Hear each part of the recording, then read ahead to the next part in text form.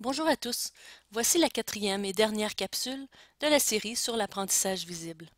Lors de ses observations, Hattie a relevé que trop souvent, les élèves étaient passifs en classe et que trop peu était demandé d'eux. Un des constats de son analyse est l'importance de mettre l'élève en action. Dans cette capsule, nous verrons quelles sont les approches et les stratégies à favoriser pour le faire. Premièrement, les stratégies métacognitives.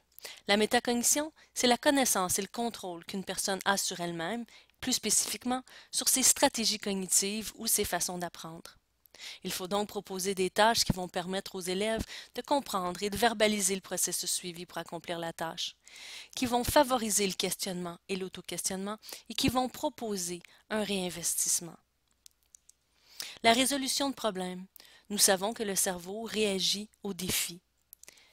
Le défi, le problème ou la tâche proposée doivent être à la fois suffisamment stimulants et réalisables. La différenciation est une stratégie à favoriser. Toutefois, elle est souvent méconnue. On la méprend pour de l'individualisation. La différenciation, c'est de faire preuve de flexibilité pédagogique ou d'adaptation sans changer la nature ni les exigences de ce qui est évalué. La coopération et la collaboration sont aussi des approches à favoriser.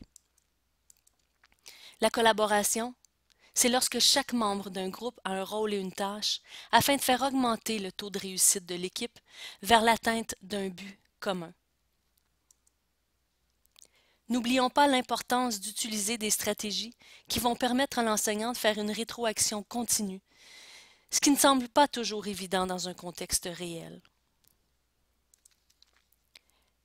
La création de cartes conceptuelles, la ludification, la classe inversée, l'enseignement réciproque et l'utilisation des techniques de créativité ne sont que quelques stratégies et méthodes d'enseignement. Un glossaire d'une vingtaine de stratégies et méthodes d'enseignement vous est proposé sur le site de Sainte-Anne et la technopédagogie. Plusieurs défis nous attendent dans la mise en application de la conception de l'apprentissage visible.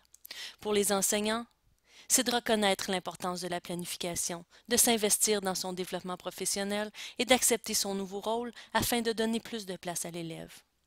Pour les directions d'école, c'est de se doter de leaders pédagogiques qui sont aussi des experts de l'apprentissage. C'est de valoriser et faciliter des mécanismes de développement professionnel pour les enseignants. Et c'est d'avoir des attitudes cohérentes avec le discours d'ouverture à l'erreur.